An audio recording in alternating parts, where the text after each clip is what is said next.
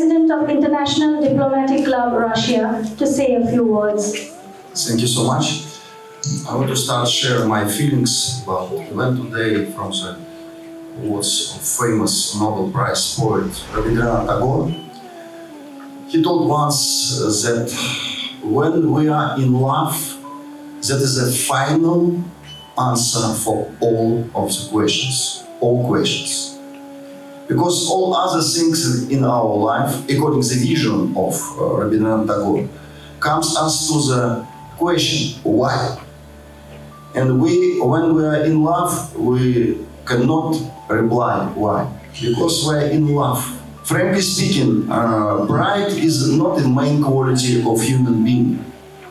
According to the Vedic scripture, you know this very well, that humanity and humility is the main quality of real spiritual progress of society. That's why we can tell that pride is the opposite quality. But when we are proud about our father, about our motherland, about our country, it's a good position.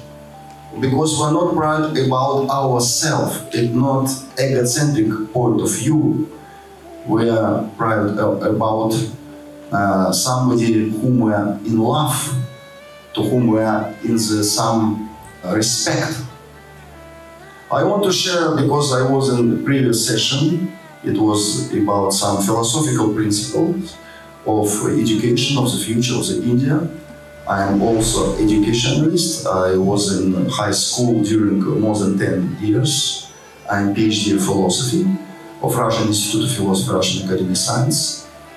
And my PhD thesis topic was about absolute and spiritual identity, spiritual individuality, relationships between, we can tell, Bhagavan, Lord Shri Krishna, and the soul, individual soul.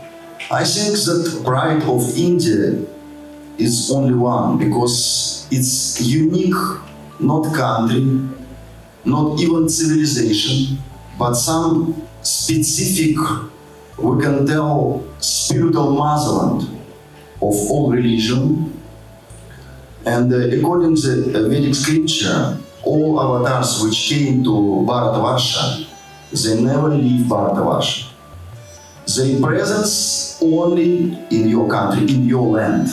Just recently, yesterday, I came from Vrindavan. I did my Vrajamangal Parikrama. I prayed for the peace, for the future of civilization. And that is my maybe more than 40 time visit to India. Always when I come to Calcutta, I try to go to Mayapur, which is a city where, you know this very well, Lord Chaitanya, famous spiritual educationalist, we can tell, was performing his divine lives. My point of view is that really today we have some egocentric model of economy. And the future of civilization, it's sacrifice-centric model of economy. And yes, and for me, the main quality of main word of India, of future of India, and what India can bring to the all nations, this word is dharma. Because we can see that right now Europe is completely destroyed because they not follow the Christian spiritual traditions. Family is completely destroyed. And all style of life is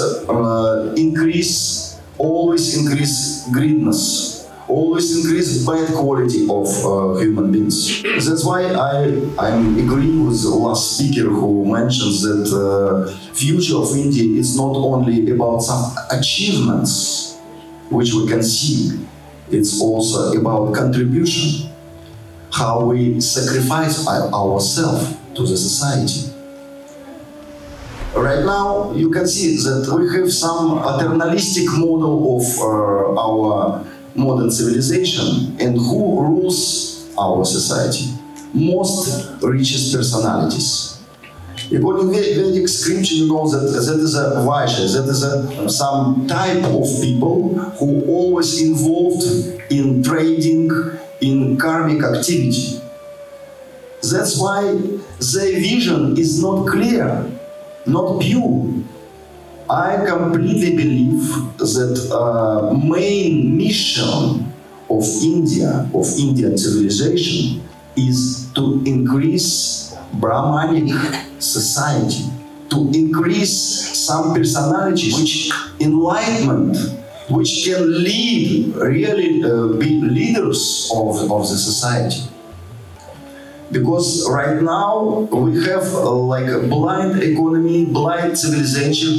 We are always in the bad news.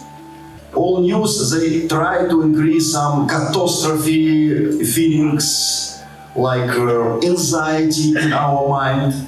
And the future is to make some balance between our desires and our real spiritual desires.